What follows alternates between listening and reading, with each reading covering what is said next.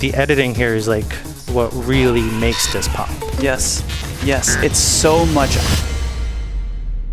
Hey everybody, welcome to this bonus episode of Digital Spaghetti. About a month ago, we released a video breaking down Casey Neistat's iconic classic, Make It Count. And there were a lot of comments pointing out that we did not give credit to the editor of that video, Max Joseph, somehow. So we're bringing on Max to set the record straight and talk about some of our speculation in the video. Please bring in Casey or Max to talk about the process. I love your speculation, but it would be fun to see if it tracks with reality. Justin, it's your lucky day. We have Max Joseph himself here to right some of our wrongs. Guys, I'm so grateful. Not in my wildest dreams would I imagine that there would be people on YouTube that would stick up for me and raise their hand and say, hey, wait a minute. You know, you're not giving this person credit. I made this video with Casey, I think 12 years ago. And I've just, I get nice flowers for this video, but I'm also used to watching Casey get all the flowers for this video. And so this is very heartwarming and feels very good. So thank you, Justin Lind, Stuart Spicer, and Hema. We've got our episode. You've put some markers on here. What I'd like to do is let's watch these areas, and I want to hear, what did we get right? What did we get wrong? Where are we full of shit? School us here. This is us speculating, and here's the chance we get to actually see if the speculation holds. This is like when you're in an English class in high school and you're reading into this paragraph and you wish you could bring the author in and be like, are we right or not? And now I got the author. One of the authors. One of the authors. Okay, let's acknowledge that Casey is amazing. Of course. And is a great filmmaker and had a lot to do with this, obviously. We spent 45 minutes acknowledging that's right. that. Casey already got credit, so fuck him. Let's go into this. Okay. Not to stop it so soon. The other thing I want to point out is that this is a sponsored video. Yeah. The fact that this is so popular, so engaging, and it's an ad is such a feat in itself. I also love it's so slow. Mm-hmm. The whole first bit, no sound, no music. It's like an unboxing video with some jump cuts. No talking, no dialogue. He just takes out a wristband. Casey called me on my 30th birthday, and I was in LA, and he said, I want to make this Nike video where we go around the world. Are you interested? I'm leaving in 2 days. So I was like, yeah, I'm down. I flew to New York, got to his office straight from the airport. We had lunch, and then we went back to the airport and left. And we forgot the actual band. That's right. So in all of these shots where he's running around the world, he's not wearing the product. When we first showed that to Nike, we showed them the first cut, there was no band. And they're like, guys, we like the video, but where's the product? So Casey shot it. I was already in LA editing. So he shot this part where he opens it up, takes the thing out and runs. And that's the only time you see the product. In the entire video. So we already had the video basically edited. So that's kind of why it doesn't have music, why the video really starts with the text scroll. Yeah. So he literally just shot that front part and we just plopped it on the front. And when you did that, did it work, or did you think, it really should have music, but we're going to leave the music, we don't have time? No, it worked. It worked. Okay. It worked. It worked because it also we knew that we wanted him to start the run. We started flying before we shot the front part where he leaves his office. So we knew we needed to do that anyway. And we knew we wanted to do that before the credit roll, and the credit roll didn't start with music. So it was kind of cool to have this kind of dead space silence where you're just it's a little disorienting, you're kind of dropped in the middle of this thing. No one's explaining what's going on. And then the credit scroll comes on and we explain like what's going on. It's still a bold choice to not have any music there. I mean, yeah, it's a lot of emptiness at the beginning of the video, but it's almost like there's something that's really gutsy about it, because it makes you think like the rest of this video must be really good if they're going to start with this sequence. I don't know. It's anticipatory. Yeah, right. It's anticipatory. Yeah. We knew what was coming, and we had already built it. And so it was like, well, we're not going to mess with the edit at that point. Yeah. So we'll pay unto Caesar here. Right. We'll give Nike what they want, and then we'll get we'll get our video. Cool. I think he's really good at understanding when to use music. And so right as you're reading this, instead of making their movie, I spent the entire budget traveling around the world. Literally, when I get to the phrase traveling around the world, boom, dum, boom, dum, boom, dum, we like, and it's right when I'm reading that in my mind. The millisecond that music comes in is so intentional. It comes in at exactly the right moment to juice our anticipation and excitement. I'm curious about my speculation there around getting to the phrase travel around the world. Okay, so I think I'll take it. Okay. But that wasn't it. It was less about the words again. It was more about the rhythm. It was like, how fast is this scroll going? My rule is that I read every word out loud quickly. And then it's just like watching that a cajillion times. It's like, well, where should the song come in? It wasn't purposefully around traveling around the world, but I knew that I wanted it to come in. Instead of making their movie, I spent the entire budget traveling around the world. The way the song, like the next part of the song starts, like where that starts, if you back it up, like where I wanted it to start, like that's where it just needs to start in the credits. Yeah. So it was just a timing rhythm thing. Makes sense. So thank you, but not intentional. Yeah, great. We'll definitely make this play, but we're cutting it close. So far the trip is off to a fairly irresponsible start. As I tend to do, I was sitting on this track for a long time. This was going to be the end song of my first feature film. Like I knew how great this song was. I knew I wanted to make something to it. Casey had nothing to do with this song. And we had just come out of Victoria Falls, and we'd already spent like 5 days traveling. And I was like, God, I hate myself because I've been saving this song for something, but I think it might be perfect for this video. And I played it for Casey. He's like, it needs to be this song. And I was like, fuck, I'm going to give you this song as a gift, but just, it was mine and I'm giving it to you. That's where the song came from. Do you write out a paragraph of what you're going to say? Ever. As he's traveling, he knows, okay, maybe thematically I want to get this shot. I could do all these match cuts. Right.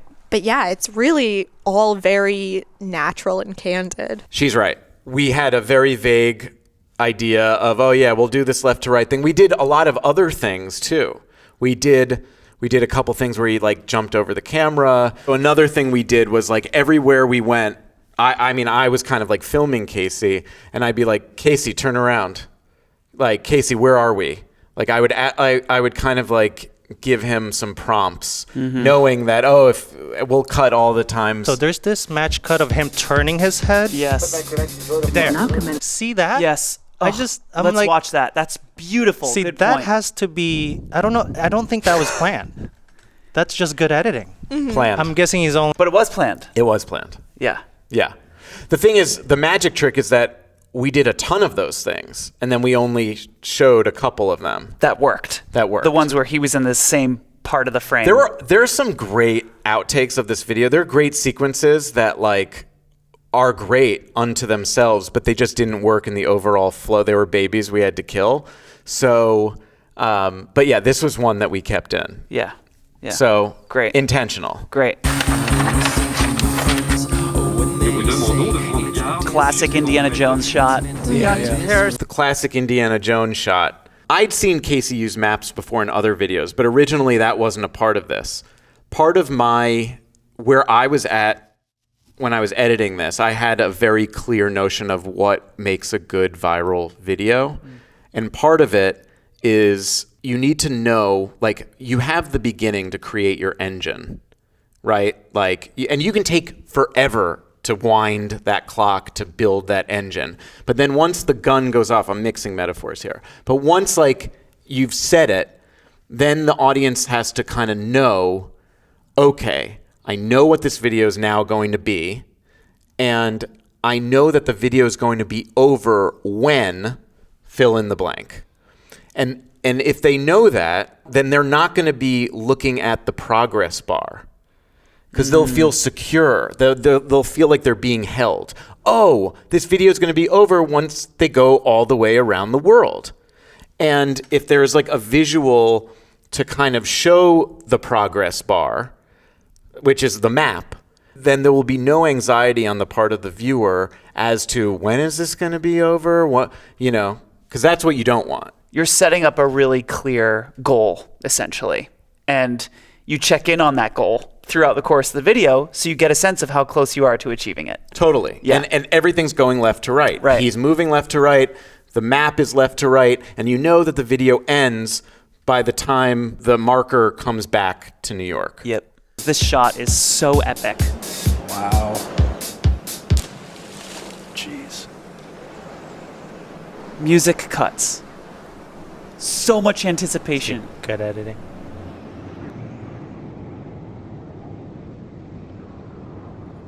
Sound. So good. You think that's wind and water? And he really It hangs- interrupts it, yeah. He really holds that drop. So I was looking at, is that a boat? It's like a sunken house.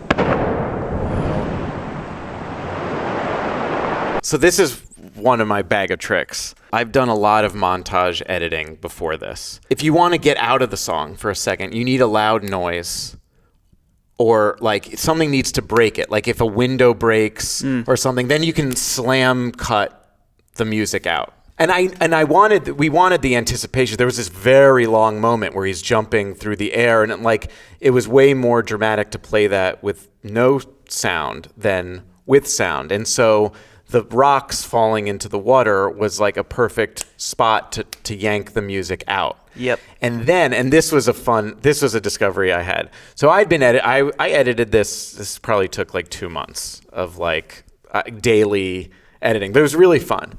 And while I was like editing this, I had some idea that like I wanted to get that shot of that cruise liner that drowned or like it capsized. It was a big story at the time that now no one really remembers. But I was like, oh my God, the sound on this shot, I needed like a water sound to go over this. And I was like, oh, we should just pull it from this shot. And I was like, oh man.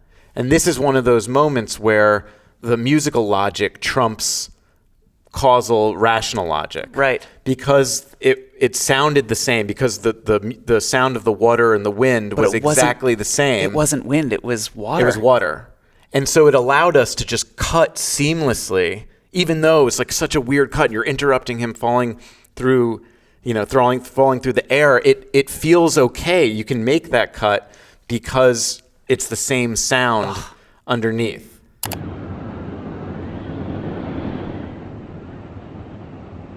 Because your brain's okay with it because it's the sound. I actually used that technique in my feature, like later. Zac Efron is taking a shower at one point, and he's kind of like waking up to the sounds of the world around him. And the sound of the shower is actually the sound of the ocean, and then the next cut is the ocean, and it blends seamlessly. It blends. It's a seamless blend.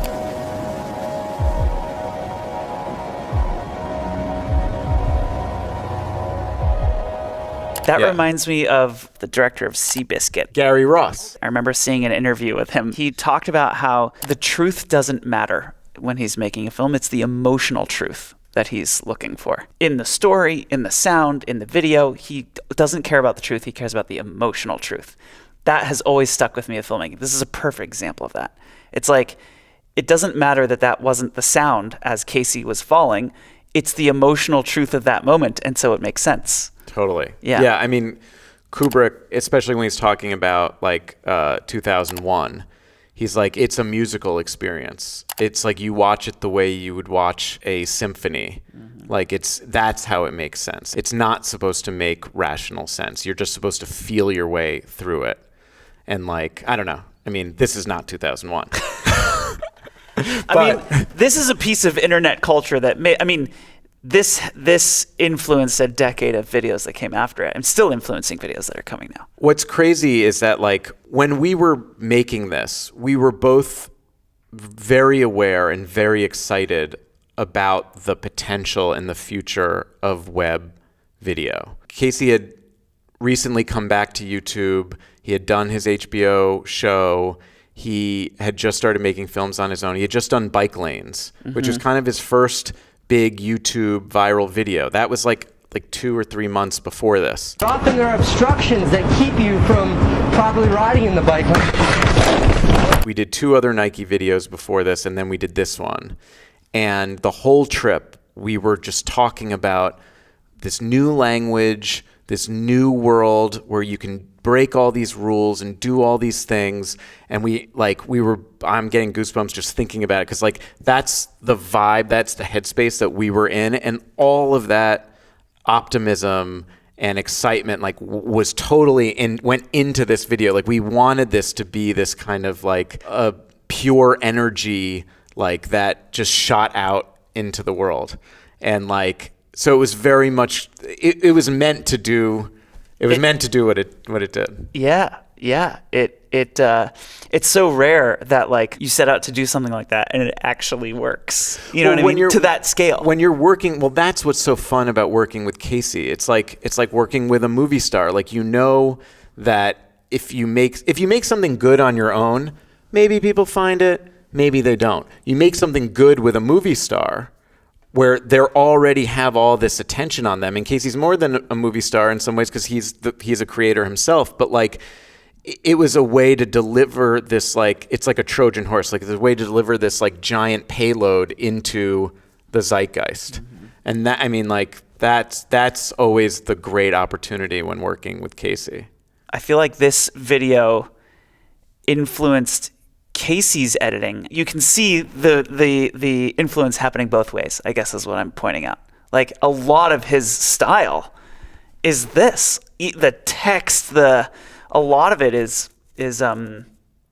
seems to be influenced by how you guys are working together and your voices just kind of joining in those conversations that you were having at the time. It really feels like it came out of that moment. It was really exciting. Yeah. Seeing what happened when it came out was really exciting. Seeing how many people's it touched, and how, I don't know, the fact that we're here talking about this is still, it's crazy. It's a gift. So thanks for having me on, and thanks to the commenters for sticking up for the editor.